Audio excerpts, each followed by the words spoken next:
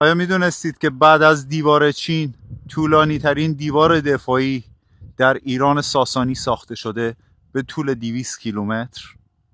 بنای دیوار گرگان به دست یزدگرد اول ساسانی بوده و بعدها در زمان خسرو انوشیروان ساسانی این دیوار دفاعی تکمیل میشه. دیوار دفاعی به دیوار سرخ گرگان هم معروفه چون دقیقاً با آجرهای قرمز ساخته شده.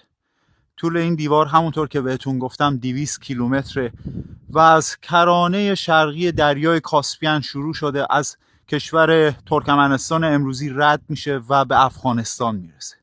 بخشای کوچیکی از این دیواره دفاعی امروزه کشف شده و ما میتونیم اون رو ببینیم. دیوار سرخ گرگان در طول 200 کیلومتری خودش 36 تا 40 قلعه داشته که وظیفه اون نگهبانی از مرزهای شرقی ایران بوده.